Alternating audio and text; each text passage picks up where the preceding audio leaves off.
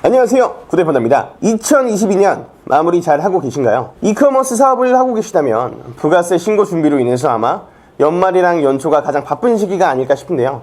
오늘은 머리 아픈 부가세에 대한 개념과 신고 방법에 대해 최대한 이해하기 쉽게 전달드리겠습니다. 부가세 영상은 이걸로 종결입니다. 먼저 부가세가 무엇인지를 알아야겠죠. 우리가 일상생활에서도 소비하는 모든 거래에는 부가세가 포함되어 있다고 보시면 됩니다.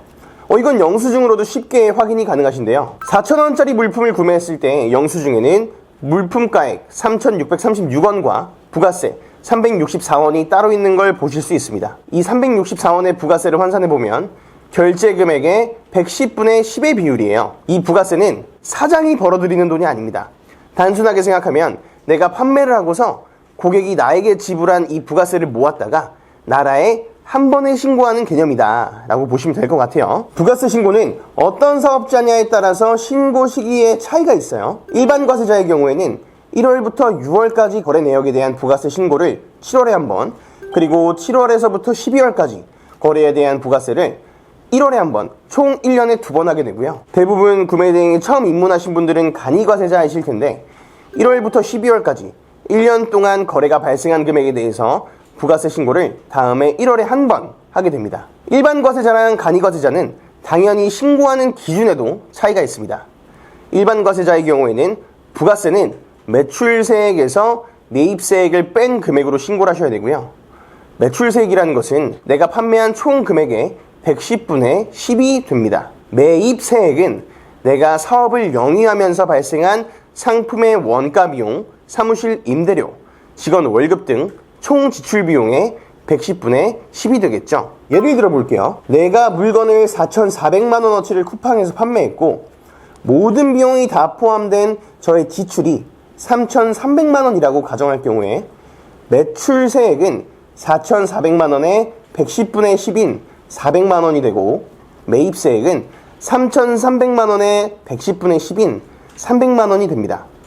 그리고 일반 과세자의 부가세 신고 계산법에 따라서 매출세액 400만원에서 매입세액 300만원을 뺀 금액, 즉 100만원을 부가세로 납부하게 되는 거죠. 자, 그럼 간이과세자 기준도 알아야겠죠. 간이과세자의 부가세 산출 방식은 일반 과세자랑은 확연히 다른데요. 일단 거래에 발생한 부가세를 따로 빼지 않은 총 매출액에서 업종별 부가가치율을 곱해서 나온 금액의 10%만 부가세로 신고하시면 됩니다. 업종별 부가가치율은 지금 화면에 보이시는 표에서 확인하실 수 있고요. 구매대행업은 소매업에 해당하기 때문에 15%를 적용하시면 되겠죠. 다시 일반 과세자 예시와 같이 똑같이 매출이 4,400만원이 발생했다고 할 경우에 여기 업종별 부가가치율인 15%인 660만원의 10%를 곱한 66만원을 부가세로 신고하시면 됩니다. 이걸 매출액 기준으로 환산하면 간이과세자가 내는 부가세는 매출액 대비 1.5% 수준밖에 되지 않기 때문에 사실 일반 과세자보다 훨씬 큰 세금 혜택이 있다고 보시면 됩니다.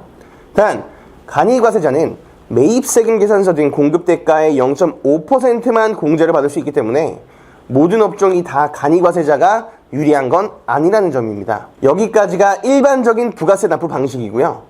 이제 그럼 해외 구매대행 사업자는 어떻게 신고를 해야 되는지 봐야겠죠. 해외 구매대행업 또한 일반이든 간이든 신고 기준은 똑같지만 신고하는 매출에 대한 개념이 다릅니다. 구매대행이 처음이신 분들은 잘 집중해주세요. 국세청에 계속된 해외 구매대행업의 업종 코드는 다들 아시겠지만 525105입니다. 도소매 형식처럼 상품을 매입해서 판매하는 게 아니라 단순히 구매를 대행해주는 서비스업의 일종으로 수수료를 받아 수익을 얻는 산업이죠. 일반 소매업의 경우에는 판매액이 매출이고 매입액이 비용이 되는데 우리 해외 구매 대행은 수수료가 매출이고, 즉 쇼핑몰 판매액에서 해외 상품 구입비와 배송비 등의 부대 비용을 뺀 이익이 매출이 되는 구조라는 거죠. 부가세는 매출로 신고하기 때문에 쇼핑몰 전체 판매액이 아닌 수수료, 즉 매출만 신고하게 되는 거고요.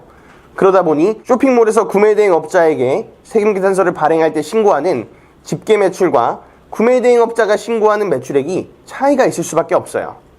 따라서 국세청의 소명 요청이 빈번할 수 있고, 이런 확인 절차에서 구매대행업으로 인정을 받으려면 매출액 산정 및 증빙서류에 문제가 없어야 합니다. 이게 우리가 일일장부 같은 걸 작성하면서 소명자료를 만들어야 하는 가장 큰 이유라고 보시면 되겠죠. 소명자료를 준비하실 때 주의할 점은 상품을 쇼핑몰에 판매한 시점과 고객이 구매한 그 상품을 배송하기 위해 해외 쇼핑몰에서 내가 구매한 시점이 기재가 돼야 하고, 매출액, 상품 구입비, 배송비 등은 수수료 산정을 위해 당연히 필요한 부분입니다. 그런데 여기서 빠진 자료가 하나 있죠. 바로 쇼핑몰 수수료인데요. 이 부분을 헷갈려 하시는 분들이 많아서 짚고 넘어가도록 하겠습니다. 쇼핑몰 수수료는 고객과 판매자의 관계에서 발생한 금액이 아니에요. 판매자와 쇼핑몰 관계에서 발생한 금액이기 때문에 구매 대행 수수료를 산정하는 우리의 수익 구조에는 포함이 되지 않는 게 원칙입니다. 많은 분들이 헷갈리시는데 원래는 포함되면 안 돼요. 다시 말해서 쇼핑몰에 지불하는 수수료는 매출이 아닌 사업자 기준으로 매입에 해당하는 부분이기 때문에 부가세 신고 매출에는 포함시키지 않고 사무실 임대료, 직원 월급 등과 같이 사업자 지출에 해당하는 부분에 포함해서 따로 공제를 받아야 된다는 겁니다. 그럼 이번에는 해외 구매 대행업의 매출 산정 방식으로 부가세 신고 금액을 계산해 보도록 할게요. 자, 매출은 4,400만 원, 그리고 내가 구입한 상품의 원가는 2천만 원, 그리고 배송비 및 부대 비용이 500만 원, 쇼핑몰 수수료가 400만 원, 사무실 임대료가 300만 원, 기타 비용 100만 원이 발생했다고 가정을 해봅시다. 해외 구매 대행업은 매출 4,400만 원에서 상품 원가 2천만 원과 배송비 및 부대 비용 500만 원을 뺀 1,900만 원이 대행 수수료이자 부가세 신고 매출액이 됩니다. 그리고 쇼핑몰 수수료 및 그 외의 비용 800만 원은 매입 비용이 되는 거죠. 그럼 일반 과세자 기준으로 먼저 말해볼게요. 구매 대행업 기준 매출 1,900만 원에 110분의 10인